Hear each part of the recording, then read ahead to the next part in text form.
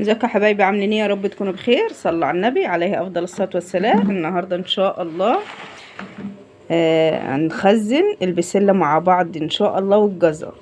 ماشي. هفصص البسله اهي، بصوا ما شاء الله مليانه وجميله. هي فعلا غاليه، بس لو استنينا شويه عن كده مش هتبقى حلو في التخزين. ماشي اهي، هفصصها وارجع لكم يا حبايب قلبي. هو يا حبايبي وبعد ما غسلتهم كويس الجزر والبسله جبت قماشه نظيفه اهي، بصوا ما فيهاش نقطه ميه. واهم حاجه، وكل ما اعمل معاكم حاجه اقول لكم اهم حاجه الميه يا حبايبي في الخضار اللي احنا هنخزنه. وانا جايبه طبعا كميه على قديه لاني عندي ولادي ما بيحبوهاش، فما كترتش الصراحه. وفوق ده كله غاليه، يعني غاليه الكيلو ب15 جنيه، حاجه صعبه.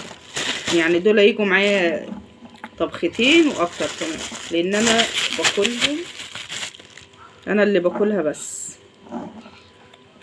يعني محدش يقول قليل ولا حاجه، كل انسان يا حبايبي على حسب طبعا ما هو بيحب.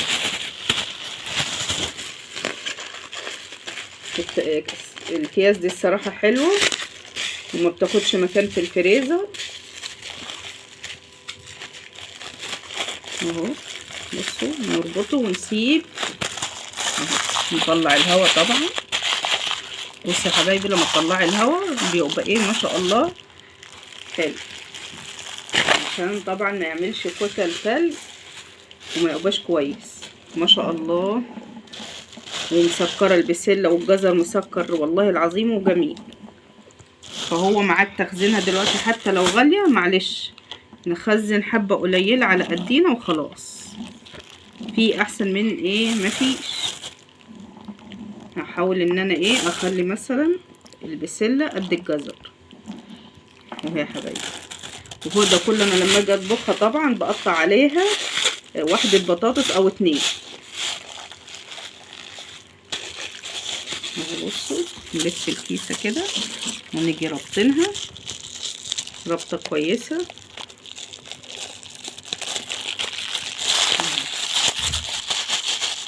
دي ما شاء الله. وممكن برضو في مرة كده بإذن الله نجيب حبة تانية نعملهم ايه شوربة خضار. اما دي انا هطبخها بدمعة بالجزر يعني وبسلة وبطاطس. وكنت عايزة اجيب والله فاصوليا بس للأسف ما لقيتش فاصوليا خضرا النهاردة، مرة تانية بإذن الله. وانا قلت لكم طبعا تجهيزات رمضان يا حبايبي ما تقولوش الوقت بدري ولا حاجة، والله ابدا. الشهور دي ما شاء الله بتجري، وفوق ده كله الحاجة غالية، فما نزنقش نفسنا ونجيب حاجة كل ما ننزل يعني نجيب ايه ب10 جنيه ب20 جنيه. واهم حاجة نشيل الفاصوليا اللي هي صغيرة دي ملهاش لازمة. بصوا ما شاء الله، انا قلت هيجوا كيسين جم معايا 3.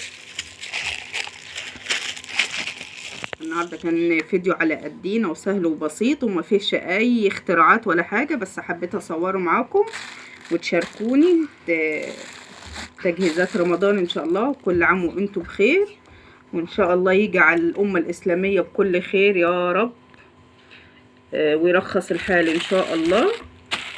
وادي مع ادي البسله يا حبايب قلبي، ان شاء الله كل يوم نعمل حاجه مع بعض، وكل كل حاجه عايزينها باذن الله نجيبها.